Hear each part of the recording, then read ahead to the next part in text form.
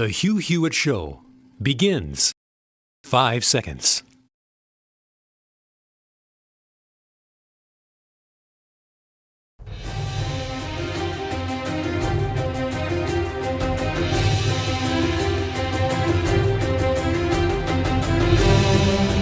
Morning Glory, America. It's Hugh Hewitt. I am not there. I am in, what do we call it, Dwayne? España? We still call it España. España. I'm in España, and Kurt Schlichter's back. And you probably didn't know this, but Kurt is married to the fiery Cuban lady down the street. You might not know her, but that describes someone in everyone's life, right? The fiery Cuban lady. Luckily, she's on my side. She likes me, and she lets Kurt get up early to come down here. Colonel Kurt, take it away. Thank you, Hugh Hewitt. And thanks for the shout out to the beautiful hot wife, Irina Moises, who is currently in deep slumber back at the ranch, while I am in the Relief Factor studio here in beautiful Southern California, guest hosting for my friend, the great Hugh Hewitt, while he parties it up in Catalonia.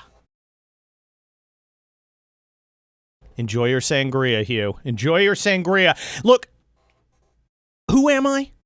Let me get that out of the way right away. I'm the senior columnist for Town Hall. I am a prominent Los Angeles trial lawyer. I'm a retired United States Army colonel, and I am in a quandary, folks. I am in a quandary because there's so much going on today. So many things to talk about. We're going to try and cover all of it in 2 hours, and then, of course, Larry Arnn's going to be here talking Hillsdale. I don't know how I'm going to stuck. This show is packed to bursting. We're going to talk Katie Hill with the lady who broke the story next hour. That's Jen Van Laar. So you want to stick around for that. This hour, we're going to talk movies with Sonny Bunch. We're going to talk freedom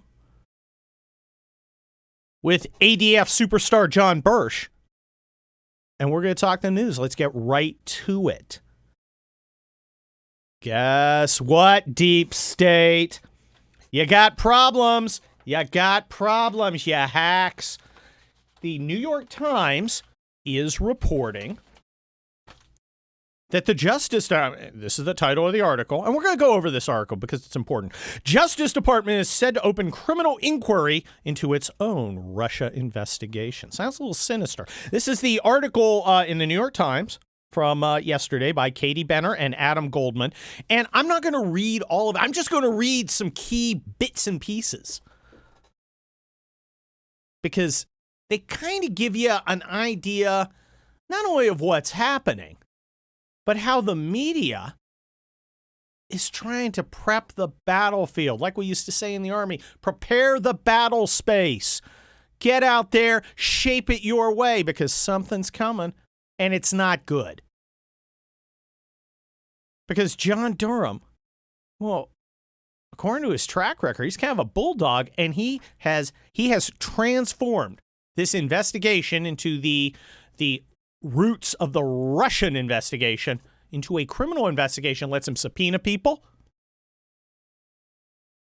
Lets him put witnesses under oath, gets a grand jury, he can file criminal charges. This is not good for the deep state, and certain CIA agents are lawyering up. But let's go to this article, because this article is instructional in the problems our media is having today. Let's start with the beginning. For more than 2 years, President Trump has repeatedly attacked the Russia investigation, portraying it as a hoax and illegal, even months after the special counsel closed it down. What's not there, folks? The finding of Robert Mueller that there was no collusion. So they avoid that. So when the president says this was a hoax, I didn't do it, the president was right. Mueller, no friend of the president, agreed. Trump didn't collude. That's not there. Second sentence.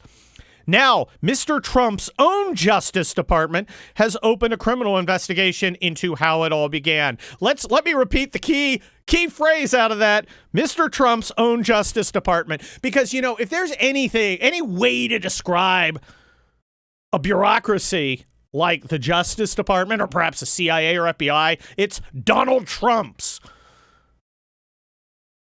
Because, you know, he's not just the nominal leader. No, it's his. It belongs to him. It's loyal to him. Crazy talk. But you see where they're going. You see how they're trying to undermine the foundations of the legitimacy of this investigation into what turned out to be a hoax with these little kind of, passive-aggressive-y kind of things. Let's skip down a couple paragraphs. Mr. Trump has made clear he sees the typically independent Justice Department as a tool to be wielded against his political enemies. Now, this article was not an op-ed. It doesn't come from the op-ed pages. Rather, it comes from the front page. So this was a news article. He's made it clear that he sees the typically independent Justice Department as a tool to be wielded against his political enemies. Trump has made clear, and typically independent Justice Department. Where's our typically independent Justice Department? Where is the Justice Department who has not been doing the bidding of the liberal elite nonstop for the last couple decades? I'd like to meet that Justice Department. Can someone introduce us? Maybe on like some sort of Katie Hill chat room where you can meet new friends. I'd like to meet this Justice Department. Not for a Katie Hill kind of thing, because then it would be me, that Justice Department, and maybe like the CIA too. It'd be like a three thing, a triad, if you will. But let's move on. We're going to talk about Katie Hill later. And I gotta emphasize, this is Salem Radio Network. This is a family-friendly network. I'm having a lot of trouble talking about the Katie Hill thing. So my producer Dwayne's finger is hovering over the dump button every time I mention Katie Hill. But let's get back to this article. Mr. Barr's reliance on Mr. Durham, a widely respected and veteran prosecutor who's investigated CIA torture and broken up mafia rings, could help insulate the Attorney General from accusations that he's doing the president's bidding and putting politics above justice. Well, yeah, appointing a widely respected veteran prosecutor would tend to insulate you from charges of petty politics. And the reason would be because it's literally the exact opposite of petty politics. So they've insinuated sinister intent to doing exactly what he should do to take politics out of the equation. Right? By not turning this into a petty political vendetta, he protects himself from accusations of turning it into a petty political vendetta. Hey, what? Okay, let's move on. There's more. It was not clear what potential crime Mr. Durham is investigating, nor when the criminal investigation was prompted. A Justice Department spokeswoman declined to comment. It's really weird when the Justice Department investigates something where quote, it's not clear what potential crime is being investigated. I mean, that hasn't happened since Robert Mueller. Because, again, Robert Mueller investigated and came back and said, there's no collusion crime. This whole accusation that the Trump organization and campaign were in bed with the Russians, like Katie Hill and her friends. It wasn't so. It wasn't a thing. Okay, next. Mr. Trump is certain to see the criminal investigation as a vindication of the years he and his allies have spent trying to discredit the Russia investigation. Okay, the Russia investigation should be discredited because the accusations that he was colluding with Vladimir Putin was false. Okay, so it was discredited because it was literally untrue. Am I in crazy town here? Oh, wait, I am. I am in crazy town. Because that's our media today. Let's move down even more. The FBI did not use information from the CIA in opening the Russia investigation, former American official says. Stop! There's a word that doesn't appear in this entire article. And you think it might. That word would be dossier. The word dossier does not appear. I feel like Mugatu. I'm taking crazy pills here. Next thing, in his report, Mr. Mueller said that he had insufficient evidence to determine whether Mr. Trump or his aides engaged in criminal conspiracy with the Russians, but the campaign welcomed the sabotage and expected to benefit from it. So now this is at the bottom, right? This is like about halfway through. So halfway through, they finally get around to going, oh yeah, the whole Russia thing, yeah, not a thing. Didn't work. Garbage. This whole thing is garbage. And it's trouble for the deep state. Because we're going to get to the bottom of this. Because there's an independent prosecutor who doesn't owe allegiance to anybody. He's going to find the truth. And we'll see where the truth takes us. And we're going to take you to the truth here on the Hugh Hewitt Show with guest host Kurt Schlichter. I will be right back. Stick around.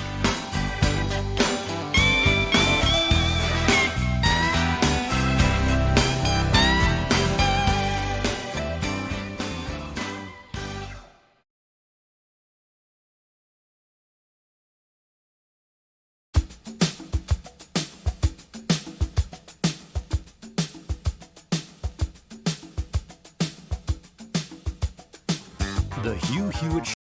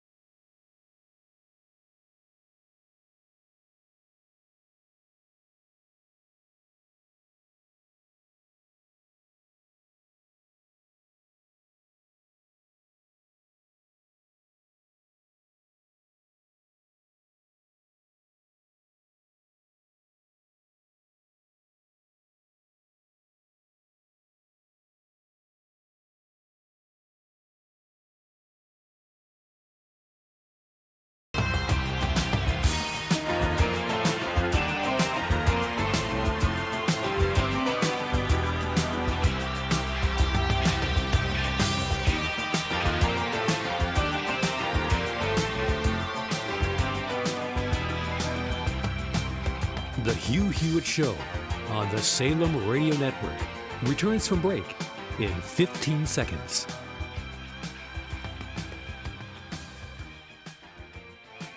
The Hugh Hewitt Show returns from break in 5 seconds.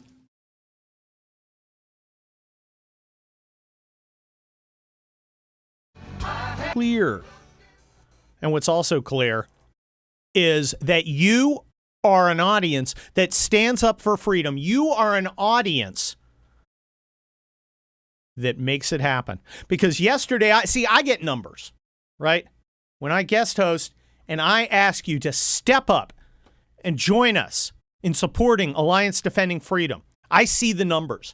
You, the Hugh Hewitt audience, stepped up and smashed the records of all the Salem hosts. You guys were the ones who came up and made it happen for ADF. You guys are far and away the best. I'm going to ask you again. If you haven't given to ADF yet, let's do it now. As we head into this weekend, remember, we're in the final 6 days of Hugh's campaign to help Alliance Defending Freedom. They're the nonprofit legal organization that protects and defends the rights of everyone to live out their religious beliefs in America. Christian, Jew, Muslim, pagan, atheist, whatever. ADF is there to protect religious freedom, because when you protect someone else's religious freedom, you're protecting your own.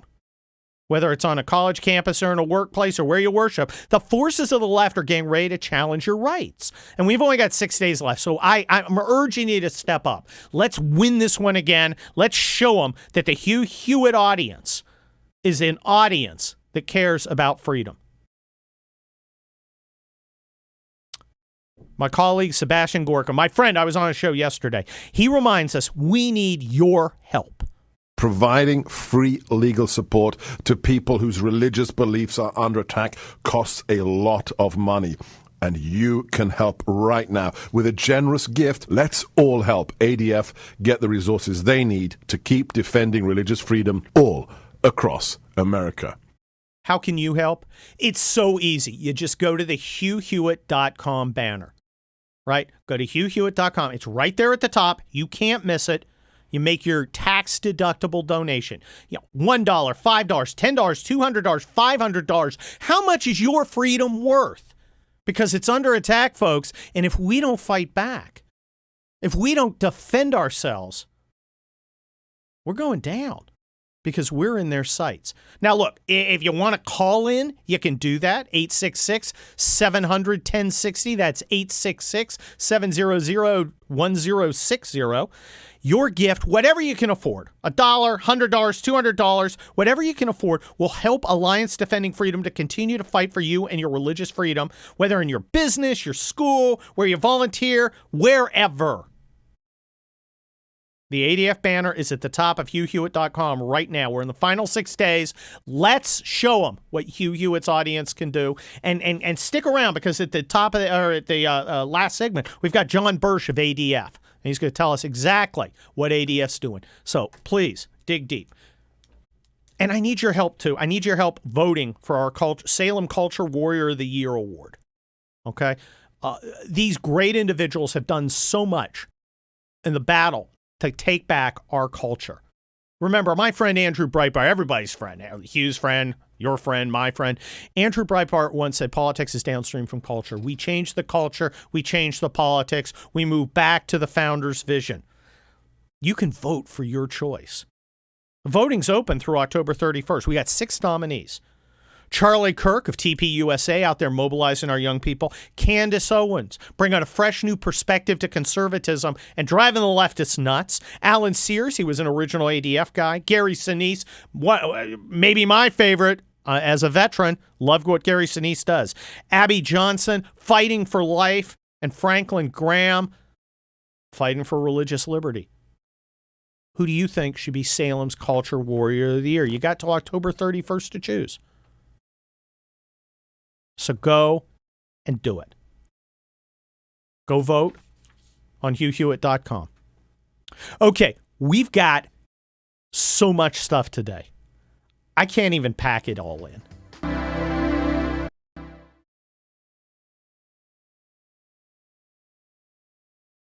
Hewitt Show returns from break.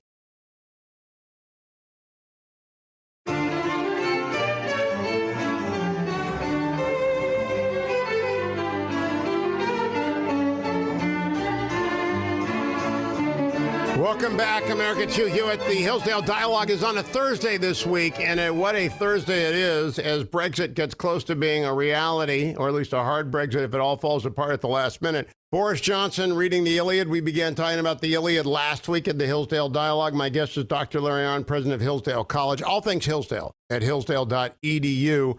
Are your students obliged to memorize the Iliad or just study it, Dr. Arnn? Everybody studies it. And, you know, I like to say standards are very high at Hillsdale College, and the core curriculum is very ambitious. But in the beginning, you had to know Latin and Greek to enter the college. So we have not matched that performance yet.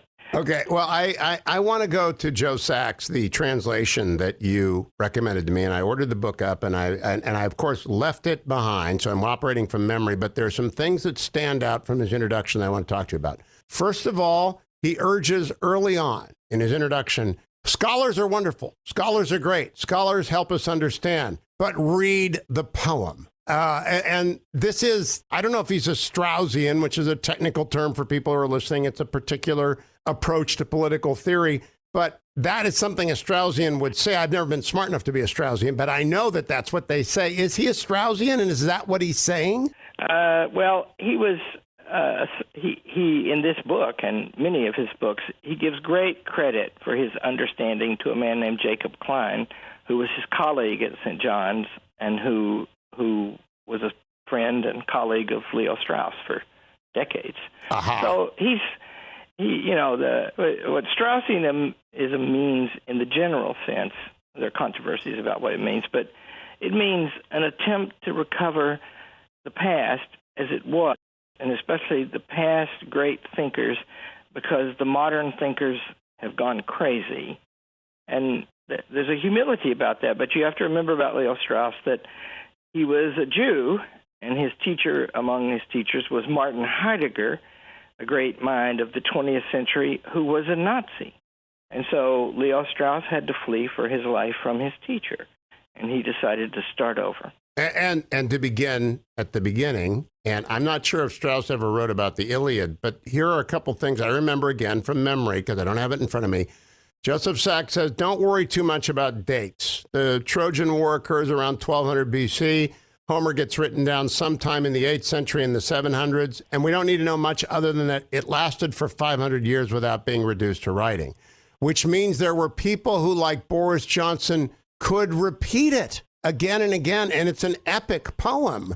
But this should not surprise us, Larry Arnn. Yeah, and probably, so Sachs quotes a great scholar who set out, I can't remember the name of the man actually, in this introduction, and who set out to prove that the Iliad evolved and that there are many versions of it and it's greatly changed over the years and many people contributed to it. And he reaches the conclusion that there was one singer in about 700 to 800 BC, and the Iliad was taken down by dictation from him. And that means we're invited to think of this, and this is just a better way to read, whether it's true or not. We're invited to think of this as a work of art with a coherence to it. And the old debate about did Shakespeare write Shakespeare's plays, or Francis Bacon, or somebody else? And Professor Jaffa, my teacher, used to always say, well, it doesn't matter. Whoever did it was pretty good. Yeah, he's right. Jaffa usually is. Now, the other thing I remember, and I think I'll probably carry this for the rest of my life, is that the Iliad is mostly about dying well, and that Achilles' death is not in the book, although it is the driving force, since he articulates that he's been given a choice. A long life or a short, glorious one with an epic death, and he chooses the former. He chooses the latter, but everybody around him dies, and most of them are described with great specificity. I'd never heard this before, that when there are a few groups of Trojans who are mowed down anonymously, people are shocked because Homer is trying to give every person the dignity of their own death. So this is really a book about dying well. That's right. And Sachs culminates his review with the claim that the Iliad is about all of life, in fact, about all of nature, including the divine. And the people are named, the soldiers are named. The one shining exception, by the way, is when Achilles finally turns his wrath loose and kills many, many Trojans, and they are unnamed.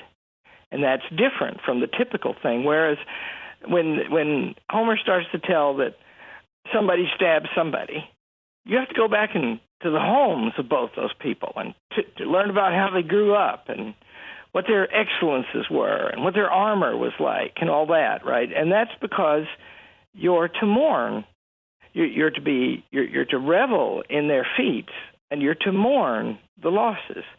And even the bravest of the soldiers, even Achilles' great choice is the choice we all face, and that is, shall we live well or shall we live a long time? And those are not necessarily incompatible, but in matters of courage, they very much can be. And so, and Achilles is not like Hector, the Trojan hero. Hector is afraid of something. He actually runs from Achilles, but it's not really Achilles so much he's afraid of. He's afraid of shame. Achilles is not afraid of that. Achilles is beyond shame. But Achilles is afraid that he won't find a death glorious enough, and that cutting off his life, he says once, Sachs quotes him, nothing matters so much as my life. He's the archetypal man from a certain point of view, right? He's not. There are no philosophers in this in the Iliad except maybe Homer, and the whole Iliad might be a philosophic work, but from the point of view of an active man, Achilles is the archetype and of the whole thing. And the point is, he is torn because, and it's also important that Achilles' mother is a goddess, Thetis, a sea god, and so he lives between the gods and men. And the whole Iliad, Sachs says, takes place on the boundary between the gods and the men. And so Achilles has this great choice. And I believe it's actually true that Achilles' rage or wrath that drives the whole plot of the Iliad, because Achilles first for a long time won't fight because of his rage or wrath, and then he does fight because of his rage and wrath. And after he fights successfully and banishes his enemy Hector, he still has a rage or wrath, and only at the end is that resolved. And so, what is the cause of the rage or wrath? And that is this question he faces: what is the most divine thing for me, to continue to live or to find a great death? And he's torn by that. There is also, and I struck by this again and again because of the coincidence of events, Attorney General William Barr went to Notre Dame last week, and he gave a speech about how secular absolutism is destroying the country. That's in a nutshell. He's not speaking on behalf of Christianity or Judaism or Islam or he's just saying secularism is destroying everything. This society cannot last unless it believes in God or gods, right? Unless it believes in a higher purpose and a higher divinity. And of course, that lines up perfectly with the Iliad, where the gods are omnipresent. It's the least secular book I think you could read. Yeah. And see, these gods are, first of all, gods, part of Barr's point is, the idea of the divine or the perfect is necessary to make sense of the world as we see it, because we think some things are better than others. Whatever standard makes one thing better than another makes you look for the perfect example of that thing, or the perfection of that thing, and that just leads you up to God. That's what classic philosophy has much to do with. But then, if you give up on that idea, what you enter is actually what we're on our way to either brave new world, a pleasant society where life is completely unserious, or, therefore human beings are truncated. They don't get to live their lives. And or to 1984, where Yep. Those are the options, right? And Where you get to rage every day during a period of time certain. I'll be right back with Dr. Larry Arnn. We're going to talk about the gods and the fellow who makes the armor in just a moment. Don't go anywhere, America. It's the Hugh Hewitt Show. And, of course, got to tell you about a few things over at HughHewitt.com. As I talked about in the first hour and the second hour, we need to back up Attorney General Barr's plea for religious liberty. We have to support the Alliance Defending Freedom right now. They provide free legal defense to clients who are battling that secular absolutism that Attorney General Barr talked about in that massively impressive and important speech. Your tax-deductible gift of $100, $1,000, or more right now will help keep the lawyers of the Alliance Defending Freedom protecting your freedom, providing the necessary resources to fight those battles at home. Please go to my homepage, HughHewitt.com, and the ADF banner's up there at the top. Or you can call toll-free 866-700-1060. 866-700-1060. There's also a lot of talk here in Washington, D.C. about health care, and my sponsor, Job Creator Network, wants you to know a few things. Progressive Democrats are making the big plans that you saw on Tuesday night. They are promising everything better and cheaper. They are saying it's going to be for free. The last time Democrats passed a big health care bill, we were promised we'd save $2,500 a year and keep our plans and our doctors. Remember that? It was called Obamacare, and it did not work out. The numbers do not lie. In 2019, 37% of the counties across the United States had access to only one health insurer as part of healthcare, quote, exchanges.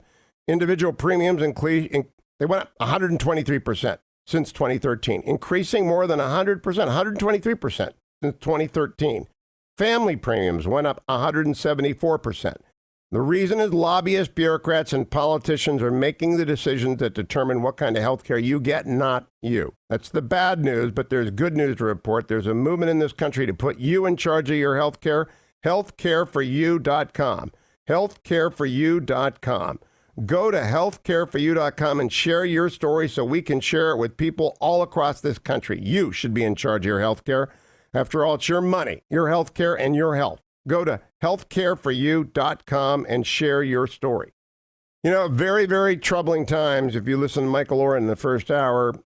If you are worried about international conflict, Birch Gold is the place to head. In 2008, the U.S. national debt was $10 trillion. It's now $22 trillion. In 11 years, it's rising like a hockey stick.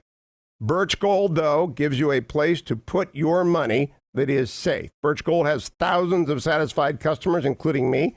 Countless 5-star reviews, an A-plus rating with the Better Business Bureau. You can contact them and get a free info kit on physical precious metals by going to birchgold.com/Hugh or texting the name Hugh, H-U-G-H, to 474747. If you don't know how to text, ask your son or daughter or grandkids. Hugh, H-U-G-H, to 474747.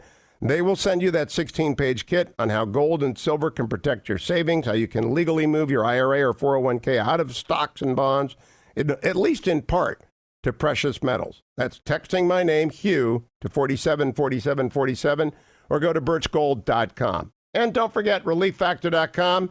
Got to take some to Dr. Larry Arnn soon. I'm wearing him out this morning on Achilles. Relieffactor.com, $19.95 get you started. I took in the first hour. I told you about it in the second hour. This is my last reminder of the day. Relieffactor.com, relieffactor.com. Don't forget it. And if you don't have it, join the tens of thousands of people who take it every morning. 3 pills that help provide temporary support for the relief of minor pains and aches that come with aging and exercise. Icarian, curcumin, resveratrol, and omega, all of it for you. Go get your relieffactor.com and come right back for more of Dr. Arnn on The Hugh Hewitt Show.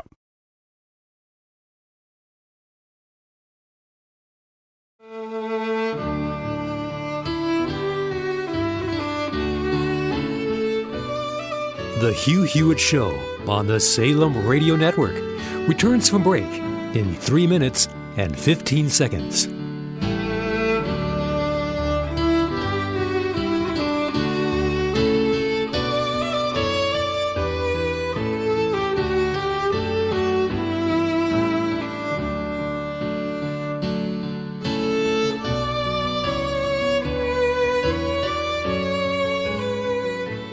The Hugh Hewitt Show on the Salem Radio Network returns from break in 2 minutes and 45 seconds.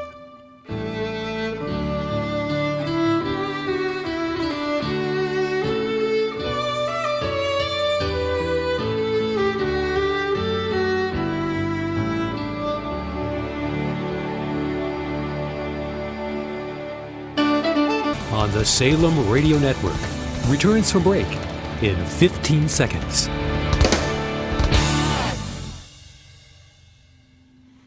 The Hugh Hewitt Show returns from break in 5 seconds.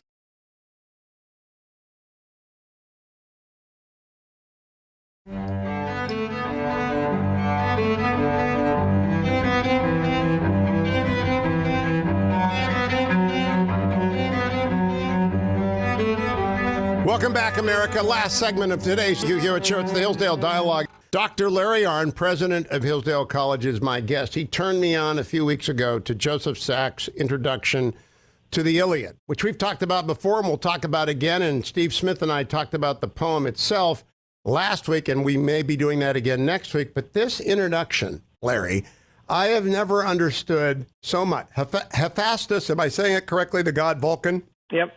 Hephaestus makes armor for Achilles. It's never been revealed to me that he mourns having to do so until I read this introduction, because he knows it is to take away the sting of death, to make it glorious. And in fact, all of the gods are deeply kind of sympathetic characters in Sachs's view, except maybe Apollo. They mourn with men, they celebrate with women. They're just active in the life of every Greek, and I think that is the anti-secular world. Well, it is, and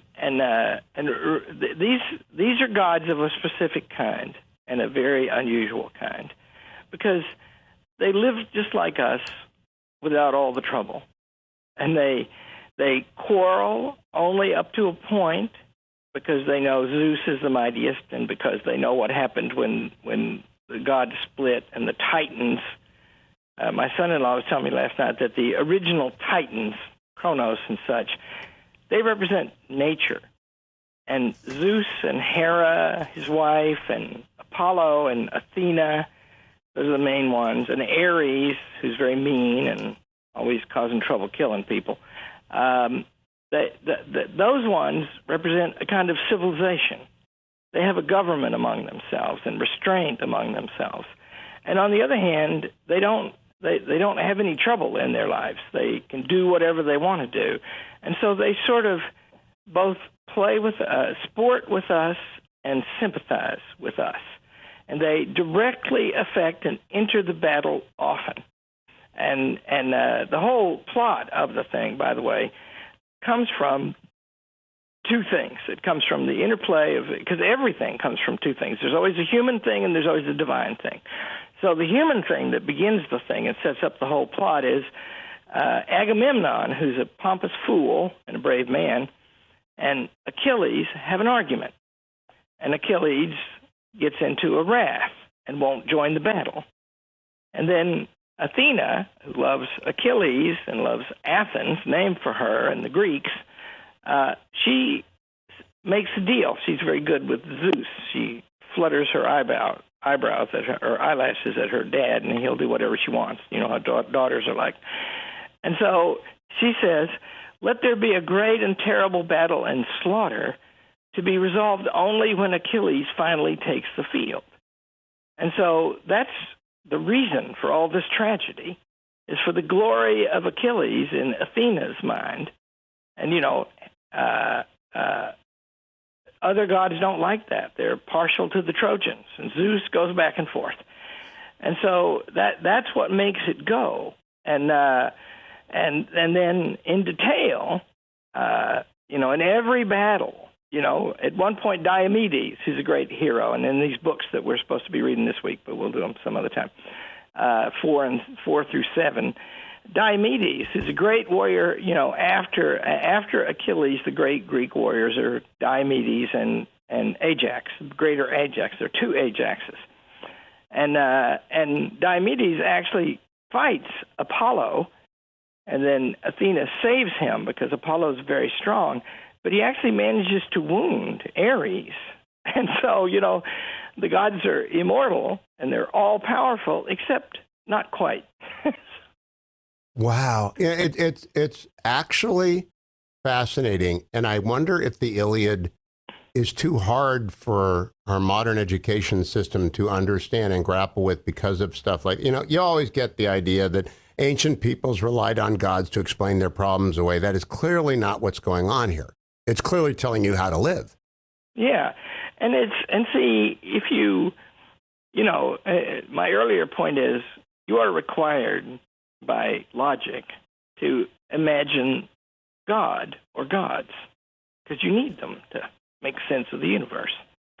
And these gods, their nature sets up a kind of conversation between the gods and men that let you compare the two modes of being, and then better to understand both. And because the gods are different and yet the same. And see, all in the theological cosmos of Homer, all human life ends in misery, great and small. Hades is just not a good place. And, there's lots of, they all know, all the Greeks, they know that they're going to end up there no matter what they do. And in some cases that tends to cowardice, few in the Iliad, and in some cases that tends to boldness, right? I'm going to go anyway, might as well go well. Might as well go. And when we pick up next week, I hope with both you and Dean Smith, I think that would be fascinating, chapters 4 through 7, we will expand this forward. The Joseph Sachs introduction, well worth getting the book. Go look it up online. Dr. Larry Arnn, president of Hillsdale College, thank you. What a conversation. Thank you, Boris Johnson, as well. More tomorrow, America. Thank you, Adam, Ben, and Dwayne, on the next Hugh Hewitt Show. Portions of the Hugh Hewitt Show are brought to you in part by Job Creators Network Foundation.